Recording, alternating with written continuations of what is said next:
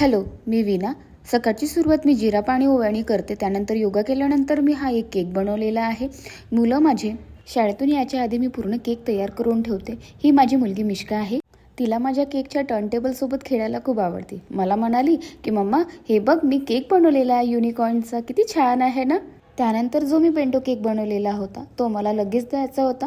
माझे husband reserve police असल्या कारणाने मला कॅम्पचे ऑर्डर्स भरपूर असतात आणि तिथले लोकांना माझे केक्सची टेस्ट भरपूर आवडते.